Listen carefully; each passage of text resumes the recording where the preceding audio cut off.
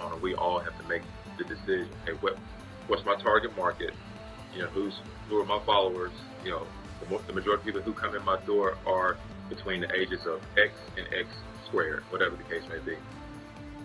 And knowing that, and looking and finding and determining research as to what platform ages X to X squared are on, all of a sudden that becomes my social media platform of choice. Why? Because the average person that's between age X, age X squared, whatever, have that social media platform. They're aggressively using it every single day.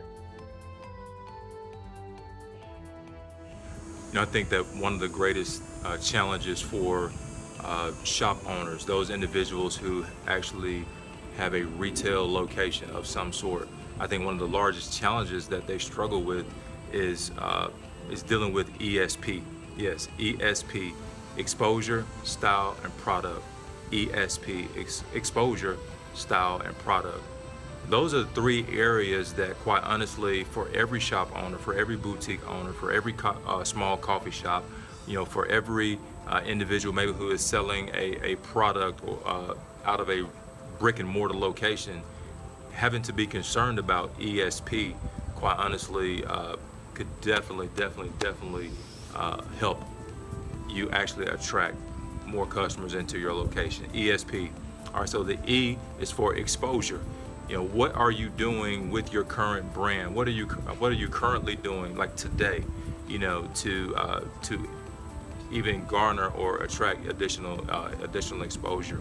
Are there ink pens? Do you have a branded set of bags? When I buy out of your location, what am I leaving your location with outside of the product? Maybe you are maybe you sell sneakers, tennis shoes. All right, so when I leave the store, yes, I have purchased a pair of Nikes for X amount of dollars, but what am I holding besides that will further expose your brand? All right, so exposure. Again, we're talking about ESP, exposure.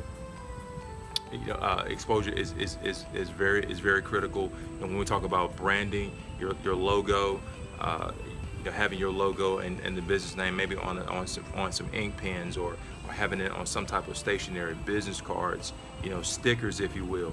What are we doing to expose our brand? Now the S is a little bit more difficult to deal with, but that is really the style, the style of your particular location. And to be perfectly honest, when I walk into your retail establishment, what does it smell like? Yeah, I know that's maybe a weird question to ask, but even that has everything to do with style. Even that has a lot to do with, what I feel as a customer when I walk into your location. Is the temperature too hot?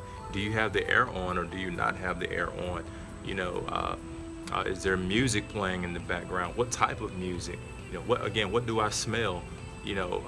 What is the look and the feel, if you will, of your location? And a few years ago, I actually wrote an article published in my newspaper, and it was labeled, what a small business can learn from any Starbucks location. What a small business can learn from Starbucks. Starbucks, quite honestly, appeals. It's popular, number one, because yes, they've developed a sense of community, which, by the way, you can do for your establishment.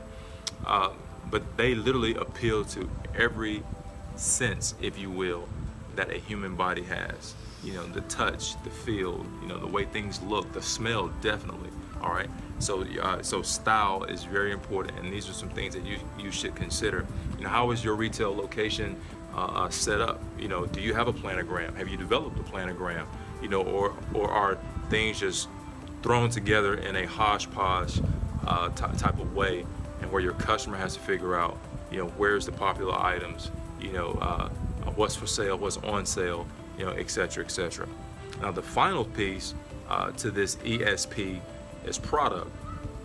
Your product. What are you selling? Yes, you may be selling. Going even with the analogy of the shoe store, you may be selling shoes, but what else are you selling? To be honest, one of the things that we are selling is ourselves. Yes, we have a product. Yes, we have a service. Yes, we want people to come into our establishment and purchase. but what else are you selling? So be very concerned about ESP. Every business owner, I believe, that has a brick and mortar location actually struggles with ESP: exposure, style, and product. Exposure, style, and product. These are three things that we can focus on to get additional traffic into your establishment. Now, in terms of product, how do people utilize your product? If you are selling, maybe you're selling essential oils. That's a good one. Essential oils. So when I come into your establishment and I purchase an essential oil, what else are you selling with that particular product? How do I utilize your product? All right. So your product, quite honestly, and even in the selling aspect of it, should quite honestly come with maybe some instructions, if you will, instructional how-tos. What is your own personal knowledge about what it is that you're selling to begin with? If you seem timid, if you seem as if that you're unsure about what you're selling, then why in the world should I buy? Why in the world should customers buy your product or service? So ESP, I think that is one of the most critical things that a small business, a brick and mortar location, has to be concerned about, or should be concerned about, in order to increase foot traffic into the store.